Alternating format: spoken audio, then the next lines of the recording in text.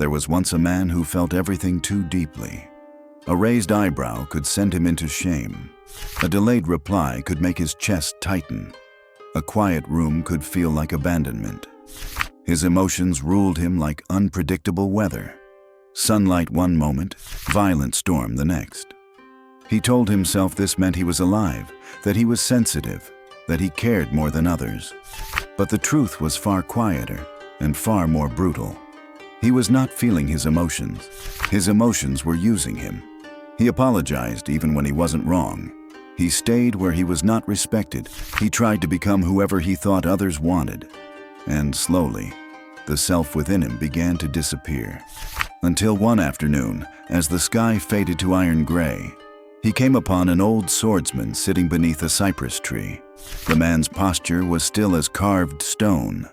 His breathing was slow, stable, undisturbed by the world.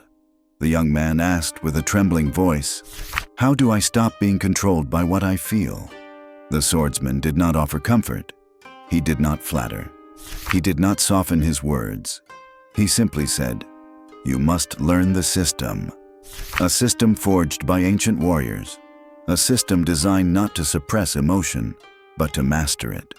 To feel without drowning, to care without breaking, to walk through fire and remain unchanged. If these words stir something in you, stay. Your path begins now. The young man's emotions were like thin glass, clear, fragile, always moments from breaking. If someone spoke sharply to him, he felt it like a blade beneath the ribs.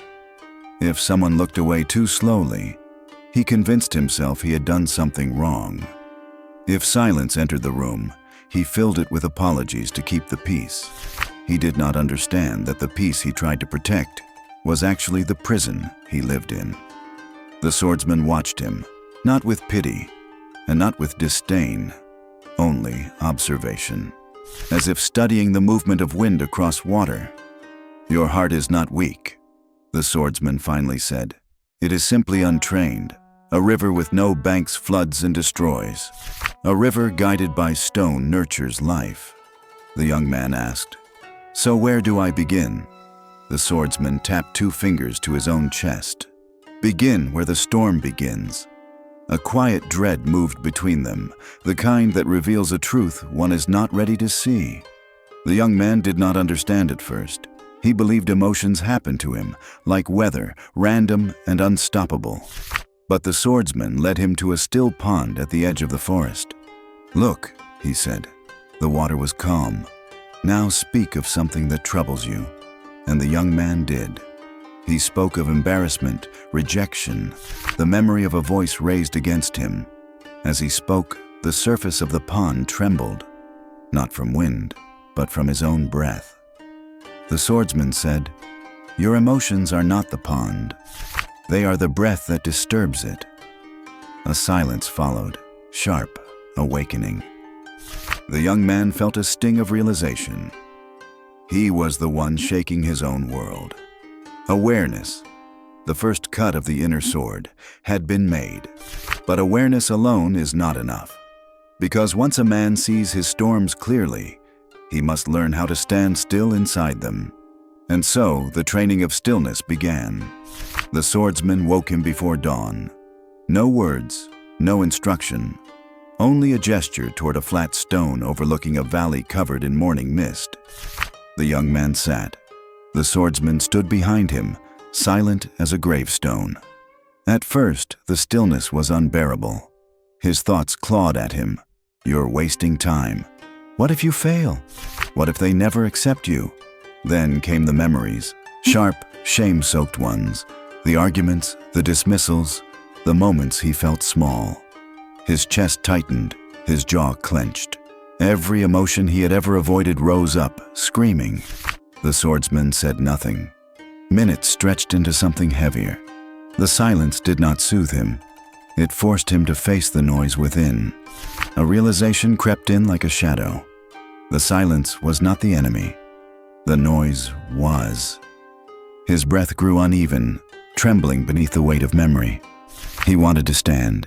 He wanted to speak. He wanted to escape. But the swordsman finally broke the silence. "Remain." The young man's heart pounded like a fist against iron. He felt as though he might shatter. But time moved, and something subtle began to shift. The sharpness of the emotions softened. The suffocating shame loosened its grip. The storm inside him did what all storms eventually do. It passed. He opened his eyes. The valley looked the same, but he did not. The swordsman knelt beside him, placing a single pebble in the young man's palm. Smooth, cool, still. "This is the nature of emotion," he said. "It rises, it peaks, it fades. You only suffer because you chase the rising and flee the fading." The young man understood. He did not need to fight emotion. He only needed to witness it. Now, the body would be trained to match the mind. The next lesson did not begin with words. The swordsman placed a wooden staff across the young man's back, from shoulder to shoulder, forcing his spine upright. His body resisted. Years of slouching under invisible shame had shaped him. "Stand," the swordsman said. "Not fight, not try. Simply stand." The young man's legs trembled. The muscles between his shoulder blades burned. His jaw clenched. But the swordsman only watched, silent as a mountain. "Your posture is the first declaration of who commands your spirit," he finally spoke. "When a man collapses inward, he signals defeat before battle begins. When a man lifts his spine, he reminds the world and himself that he has not bowed to the storm." The young man raised his chin, but his eyes flickered, unsteady, still searching for approval, still fearing judgment. The swordsman stepped closer, voice like winter's steel. "Do not look at the world to see how it sees you. Look to see the world as it is." The young man's breath caught. This was not just posture. It was identity. Day after day, the training continued. They walked through villages, markets, and crowded roads. The swordsman silent. The young man focused on keeping his spine straight and gaze steady. He realized how often he had walked looking down, apologizing for taking up space. He had never known how much of his life had been lived in retreat. When a group of men laughed in his direction, his chest instinctively tightened, the old reflex of shrinking, of disappearing. But the swordsman's voice emerged, low, calm. "Do not flinch before ghosts." The young man lifted his gaze. He did not glare. He did not challenge. He simply remained, present, grounded, unmoved. The laughter faded, not because he conquered them, but because he no longer belonged to their stage. For the first time he understood. Strength is not loud. Strength is still. Now that the body had been steadied, the ego had to be confronted and cut. The swordsman led him to a clearing where a lone cedar tree stood. Its trunk split down the center, lightning scarred. "Do you see?" the swordsman asked. The young man nodded, unsure. "The tree lives," the swordsman continued, "though it is split." He placed his hand on the wounded bark. Pain does not break a man. Attachment to the image of being unbroken does. The word struck deeper than any blade. The young man realized his suffering had never come from the world itself, but from the fear of what others saw when they looked at him. He feared being wrong. He feared being less. He feared being small. The swordsman handed him a small knife.